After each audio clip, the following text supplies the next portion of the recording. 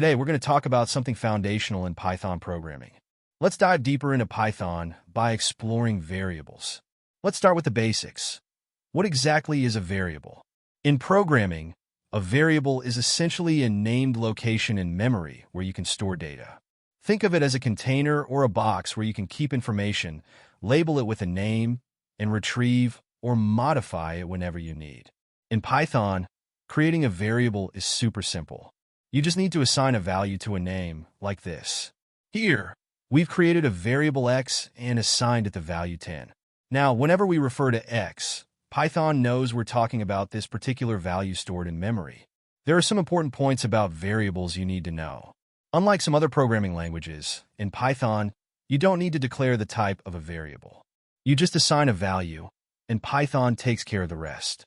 Python is dynamically typed, which means you don't need to declare the type of a variable. Python figures it out for you.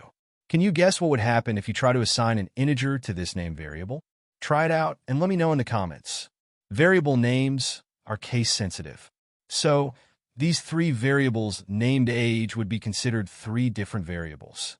Now that we know what a variable is, let's talk about how to name them.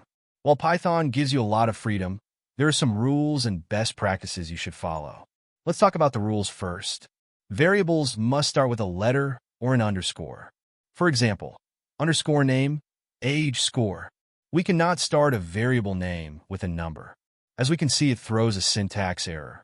It can only contain letters, numbers, and underscores. For example, player1, total underscore score, underscore temp. If we include any special character in the variable name, then it will again throw a syntax error.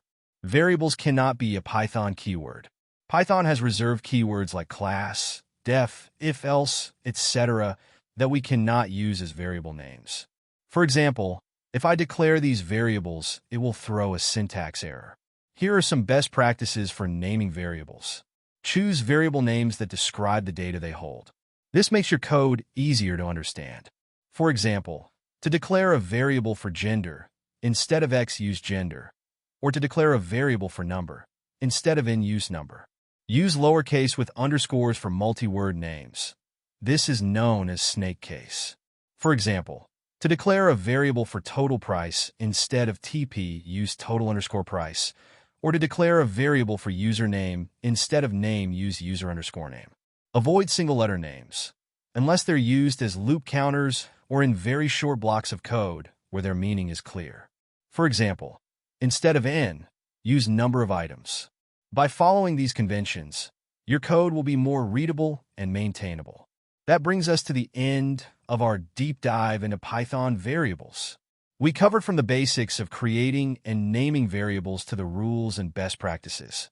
I hope you found this lesson helpful and that you now feel more confident in handling variables in Python. If you have any questions or topics you'd like me to cover in future videos, drop them in the comments below. And if you enjoyed this video, don't forget to like, subscribe, and hit the notification bell so you never miss an update. Thanks for watching, and happy coding!